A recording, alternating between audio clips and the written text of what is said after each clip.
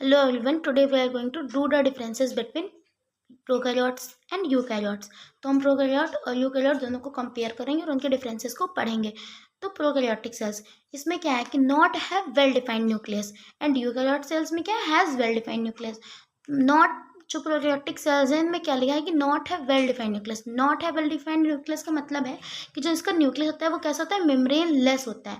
अगर किसी में वेल मेम्ब्रेन लेस न्यूक्लियस है तो उसका न्यूक्लियस अच्छे से डिफाइन होगा, नहीं होगा ना। तो इसीलिए इसमें क्या है, नॉट है वेल डिफाइंड न्यूक्लियस, और इसमें क्या है वेल डिफाइंड न्यूक्लियस। अब वेल डिफाइंड न्यूक्लियस का मतलब क्या हो गया, अगर नॉट है वेल डिफाइंड न्यूक्लियस का मतलब है कि मेम्ब्रेन लेस न्यूक्लियस, यानी कि मेम्ब्रेन के बिना न्यूक्लियस। तो वेल डिफाइंड न्यूक्लियस का मतलब क्या हो गया कि न्यूक्लियस के बाहर मेम्ब्रेन होगी, यानी कि न्यूक्लियस विद एनवेलप। अब नेक्स्ट क्या है कि जो इसका न्यूक्लियर मटेरियल होता है प्रोकैरियोटिक सेल्स में, nuclear material present in form of nucleoid. और इसमें क्या है, इसमें न्यूक्लियर मटेरियल तो न्यूक्लियस के अंदर ही होता है, बट इसमें जो स्ट्रक्चर होती है जो है प्रोकैरियोटिक सेल्स में नहीं होती। क्या स्ट्रक्चर होती है वो, न्यूक्लियोलस की। एक इसमें न्यूक्लियोलस की स्ट्रक्चर होती है जो प्रोकैरियोटिक सेल्स में एब्सेंट होती है। न्यूक्लियोलस क्या है, न्यूक्लियोलस एक डेंस सा स्ट्रक्चर होता है। डेंस मतलब जैसे कि घना, ऐसे घना घना सा स्ट्रक्चर दिखता है न्यूक्लियस के अंदर। ठीक है, यहाँ पे देखिए लिखा भी है कि nucleolus present inside the nucleus. Nucleus के अंदर एक डेंस सा स्ट्रक्चर प्रेजेंट होता है जिसे हम लोग बोलते हैं न्यूक्लियोलस। और ये भी ध्यान रखिए कि न्यूक्लियोलस के बाहर कोई भी जो है मेम्ब्रेन नहीं होती है। न्यूक्लियस कोई सेल ऑर्गेनेल थोड़ी ना है, न्यूक्लियस सिर्फ एक स्ट्रक्चर है जो न्यूक्लियस के अंदर प्रेजेंट है। ये डेंस सा स्ट्रक्चर है और इसका काम क्या है कि ये राइबोसोम फॉर्मेशन में हेल्प करता है, राइबोसोम के प्रोडक्शन में हेल्प करता है और उसको असेंबल करने में, और इसके अलावा ये सेल साइकिल में भी हेल्प करता है। ठीक है, अब समझ में आ कि आपको कि न्यूक्लियोलस क्या है, एक डेंस सा स्ट्रक्चर है जो किसके अंदर प्रेजेंट है, न्यूक्लियस के अंदर प्रेजेंट है। और इसका काम क्या है कि जो ये है राइबोसोम की प्रोडक्शन उसके असेंबल करने में हेल्प करता है, और इसके अलावा ये सेल साइकिल में भी हेल्प करता है। और यहाँ पे क्या है, न्यूक्लियोइड और न्यूक्लियोलस एक जैसे लग रहे हैं, बट न्यूक्लियोलस क्या है कि स्ट्रक्चर है किसके अंदर, न्यूक्लियस के अंदर। और न्यूक्लियोइड क्या है, न्यूक्लियोइड न्यूक्लियर मटेरियल है किसका, प्रोकैरियोट्स का। तो प्रोकैरियोट्स में क्या होता है, न्यूक्लियोइड होता है, और यूकैरियोट्स में क्या होता है, न्यूक्लियोलस होता है। अब नेक्स्ट पॉइंट इसके डीएनए पे, इसमें कैसा डीएनए होता है, सर्कुलर डीएनए होता है, और इसमें कैसा डीएनए होता है, लीनियर। दोनों में ही डबल स्टैंडर्ड डीएनए, बट इसमें क्या है सर्कुलर डीएनए और इसमें कैसा है लीनियर डीएनए। ठीक है, इसमें सर्कुलर और इसमें लीनियर, यूकैरियोट्स में लीनियर और प्रोकैरियोट्स में सर्कुलर डीएनए। अब नेक्स्ट पॉइंट, जो प्रोकैरियोटिक सेल्स होती हैं इसमें जो डीएनए होता है वो कैसा होता है, नेक्ड होता है। नेक्ड डीएनए का मतलब क्या है कि इसमें हिस्टोन प्रोटीन क्या होती है, एब्सेंट होती हैं। और यहाँ पे क्या होता है, डीएनए क्या करता है, इंटेंगल्ड होता है किससे, हिस्टोन प्रोटीन से। अगर आप लोगों ने न्यूक्लियोसोम के बारे में सुना है, have you heard of nucleosome. तो जो न्यूक्लियोसोम क्या होता है, वो डीएनए क्या करता है, हिस्टोन से उसकी पैकेजिंग होती जाती है ना, फिर हिस्टोन से पैकेजिंग होती है, फिर नॉन हिस्टोन प्रोटीन से भी पैकेजिंग होती है, फिर वो मिलकर एक स्ट्रक्चर बनाता है न्यूक्लियोसोम। तो इसमें तो यूकैरियोटिक सेल्स में क्या होता है, डीएनए किस फॉर्म में प्रेजेंट होता है, न्यूक्लियोसोम के फॉर्म में प्रेजेंट होता है ना। तो किससे पैक्ड होता है, हिस्टोन से पैक्ड होता है। और इसमें क्या होता है कि इसमें क्या होता है, डीएनए नेक्ड होता है, यानी कि हिस्टोन प्रोटीन से पैक्ड नहीं होता है। तो इसमें क्या हो गया, इसमें प्रोकैरियोटिक सेल्स में हिस्टोन एब्सेंट हो जाएंगी और यूकैरियोटिक सेल्स में हिस्टोन क्या हो जाएंगे, प्रेजेंट हो जाएंगी।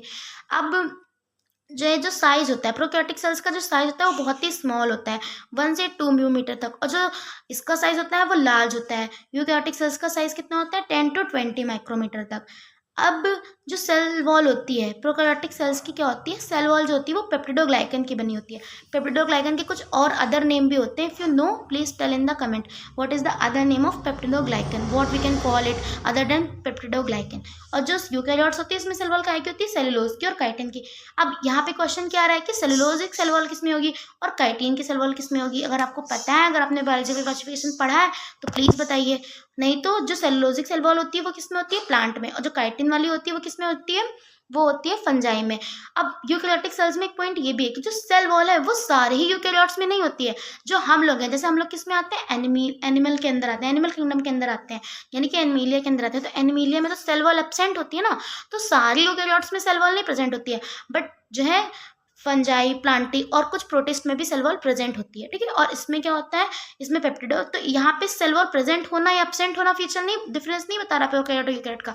यहाँ पे जो सेल वॉल का कॉम्पोजिशन है वो डिफरेंस है। तो इसमें सेल वॉल काहे की बनी होती है, पेप्टिडोग्लाइकन की, और इसमें काहे की बनी होती है, सेलुलोज की और या फिर काइटिन की बनी होगी। अब फोटोसिंथेटिक स्ट्रक्चर पे आ जाते हैं। तो जो प्रोकैरियोटिक है, प्रोकैरियोटिक सेल्स है, इसमें फोटोसिंथेटिक स्ट्रक्चर क्या है, क्रोमैटोफोर है। और जो यूकैरियोटिक सेल्स है इसमें फोटोसिंथेटिक स्ट्रक्चर क्या है, क्लोरोप्लास्ट है। अब क्रोमैटोफोर क्या है, काहे से बनता है। अगर आप लोगों ने मेरे पहले की वीडियो देखी होगी प्रोकैरियोटिक सेल्स की, तो मैंने आपको बताया था कि क्रोमैटोफोर का जो फॉर्मेशन होता है वो किससे होता है, इन्विजिनेशन ऑफ प्लाज्मा मेम्ब्रेन, यानी कि प्लाज्मा मेम्ब्रेन के इन्विजिनेट होने से, प्लाज्मा मेम्ब्रेन के मॉडिफिकेशन से ही बनती है क्रोमैटोफोर। और जो यूकैरियोटिक सेल्स है इसमें क्या होता है, क्लोरोप्लास्ट क्या होता है, किसी प्लाज्मा मेम्ब्रेन से नहीं बनती है, बल्कि ये खुद ही सेल ऑर्गेनेल है, इसके अराउंड खुद की ही मेम्ब्रेन भी होती है। कैसा, अब ये बताइए, अगर आपको पता है तो tell me in the comment, ये जो क्लोरोप्लास्ट होता है कि डबल मेम्ब्रेन बाउंड स्ट्रक्चर है या सिंगल मेम्ब्रेन बाउंड स्ट्रक्चर है।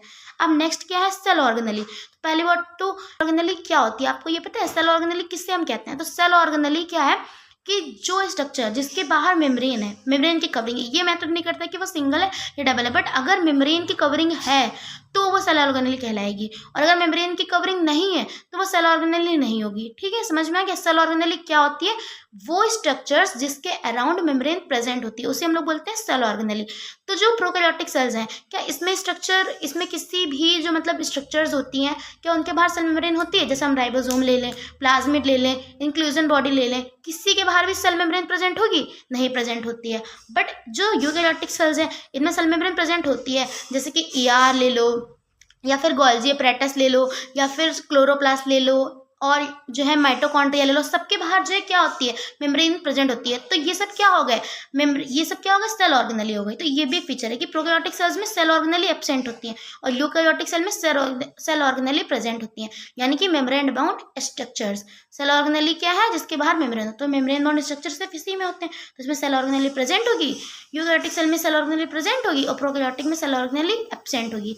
अब यही फीचर मैंने इसको डिटेल में लिखा है कि जो प्रोकैरियोटिक सेल्स होते हैं इनमें क्या होता है, सिर्फ मेम्ब्रेन लेस स्ट्रक्चर होते हैं, बट जो यूकैरियोटिक सेल्स होते हैं इसमें मेम्ब्रेन बाउंड और मेम्ब्रेन लेस दोनों टाइप के स्ट्रक्चर होते हैं। जैसे कि राइबोसोम जो है, किसमें राइबोसोम क्या है, मेम्ब्रेन लेस स्ट्रक्चर है, बट प्रोकैरियोट और यूकैरियोट दोनों में जो है प्रेजेंट है। तो यूकैरियोट में एक राइबोसोम क्या है, मेम्ब्रेन लेस स्ट्रक्चर है ना, फिर भी यूकैरियोट में प्रेजेंट है। तो इसका फीचर क्या हो गया कि इसमें मेम्ब्रेन बाउंड भी होंगे और मेम्ब्रेन लेस भी होंगे। एक और ऑर्गेनेली है जो मेम्ब्रेन लेस है, उसके अलावा भी वो यूकैरियोट में पाई जाती है। अगर आपको पता है तो प्लीज कमेंट में बताएं कि what is the cell organelle which is membrane less but present in eukaryote. So tell me in the comment section. फिर इसमें क्या होता है, गैस वैक्यूल होता है। गैस वैक्यूल कैसा वैक्यूल है, स्यूडो वैक्यूल। अब गैस वैक्यूल को हम लोग स्यूडो वैक्यूल क्यों कहते हैं, ये हमने आपको जब प्रोकैरियोटिक सेल्स पढ़ाई थी तो हमने उसमें डिटेल में बताया था। अगर आपको जानना है तो आप जाके मेरी वीडियोस देखिए पहले की, पार्ट 1 एंड पार्ट 2, उसमें मैंने बताया कि गैस वैक्यूल को हम लोग स्यूडो वैक्यूल क्यों कहते हैं, गैस वैक्यूल का फंक्शन क्या है, सब डिटेल में बताया। और इसमें क्या होता है, सैफ वैक्यूल होता है। सैफ वैक्यूल क्या है, मेम्ब्रेन बाउंड है, इसीलिए ये यूकैरियोट से प्रेजेंट है। और गैस वैक्यूल क्या होता है, स्यूडो वैक्यूल यानी कि वैक्यूल होता है, इसीलिए ये प्रोकैरियोट्स में प्रेजेंट होता है।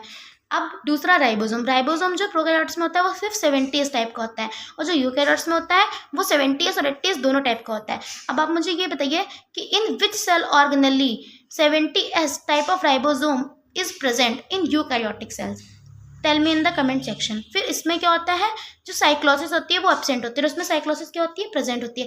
अब साइक्लोसिस होती क्या है, साइक्लोसिस यानी कि मूवमेंट ऑफ साइटोप्लाज्म। साइटोप्लाज्म जो हमारा मूव करता है, तो जो इसमें साइटोप्लाज्म की जो मूवमेंट है वो क्या होगी, एब्सेंट है, और इसमें क्या है, प्रेजेंट है।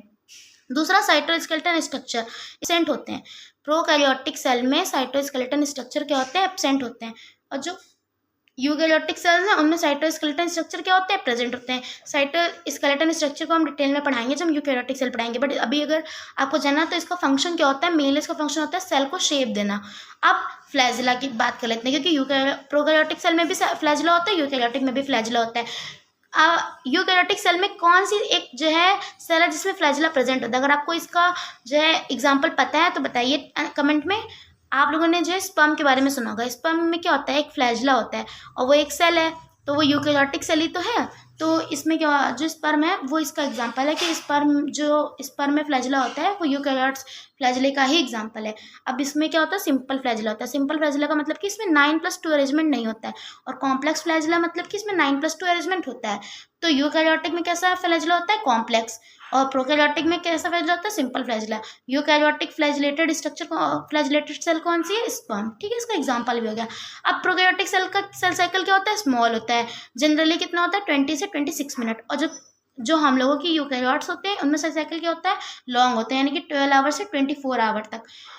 अब इसका सेल साइकिल स्मॉल क्यों है? प्रोकैरियोटिक सेल का सेल साइकिल जो है स्मॉल क्यों? अगर आपको पता है तो प्लीज कमेंट में बताइए।